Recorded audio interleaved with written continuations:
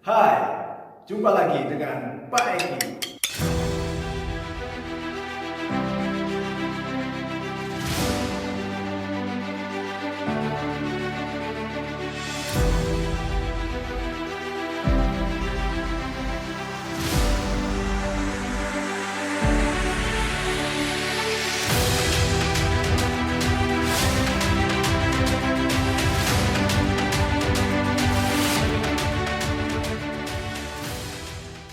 Kali ini kita akan belajar tentang sejarah.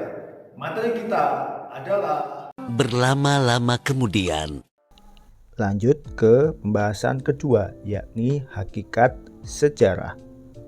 Menurut Sartono Kartodirjo, hakikat sejarah dibatasi oleh dua pengertian. Yang pertama, sejarah objektif, di mana sejarah objektif adalah peristiwa atau kejadian masa lampau yang apa adanya.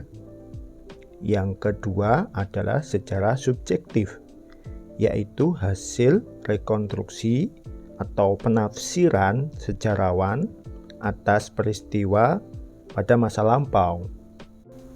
Dengan kata lain, sejarah objektif itu adalah peristiwa nyata yang benar-benar pernah terjadi.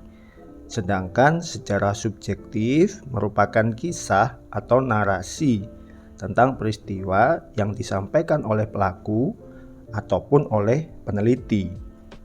Contoh misal melalui cerita orang tua Anda tentang dulu mereka pernah bertemu, mereka pernah patah hati, dan akhirnya melahirkan kamu.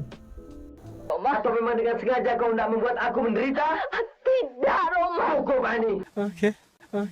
Nah, walaupun secara subjektif ini adalah interpretasi, namun para sejarawan dan para peneliti pada umumnya diharapkan bisa mencapai sejarah yang objektif.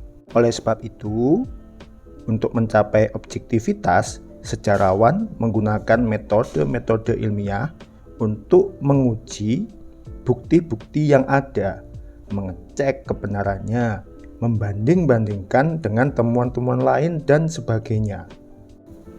Dari pengertian hakikat ini, kita bisa tahu bahwa kenapa ada banyak versi sejarah.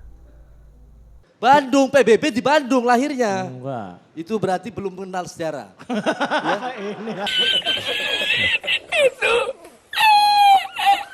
Para ahli ini berbeda pendapat.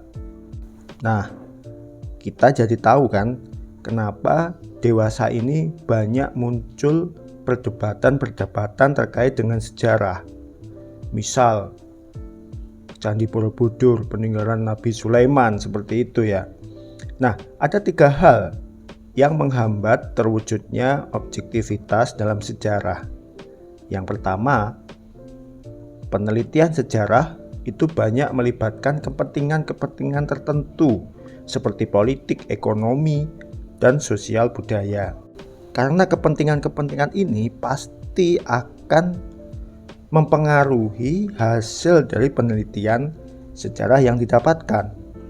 Kedua, peneliti banyak memasukkan unsur-unsur perasaan, nilai-nilai selera, atau ideologi-ideologi pribadinya ke dalam proses penelitian. Yang ketiga, peneliti tidak menguasai bidang yang ditelitinya. Nah, ini sangat fatal sekali kalau seandainya peneliti tidak menguasai bidang yang ditelitinya. Selain itu juga, perdebatan-perdebatan yang ada itu juga bisa terjadi karena perbedaan sudut pandang terhadap satu peristiwa, di mana kebenaran dalam sejarah itu tidak statis tetapi dinamis, tergantung dari bukti-bukti yang dikumpulkan. Selain itu juga karena hasil penelitian yang dilakukan sebelumnya tetap terbuka untuk dipertanyakan, diperdebatkan, digugat, dan dengan demikian lahir sudut pandang baru terhadap peristiwa yang sama. Begitu Begitu seterusnya, pandangan yang lebih baru itu juga bisa dipertanyakan oleh penelitian yang terbaru, yang pada gilirannya melahirkan sudut pandang yang baru lagi.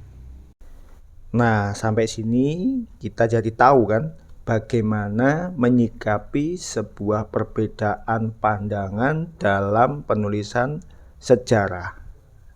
Kenapa demikian?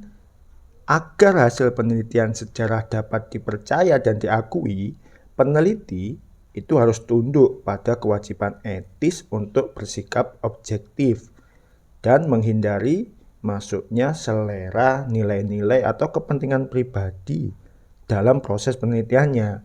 Kita sebagai pembaca berpegang teguh pada objektivitas, sehingga ketika muncul unsur-unsur yang memasukkan selera, nilai, atau kepentingan pribadi, kita jadi bisa tahu, oh ini pendapat ini mengarah ke kepentingan A, kepentingan B, atau kepentingan C, sehingga kita tidak dibingungkan oleh pendapat-pendapat yang berbeda dalam sejarah.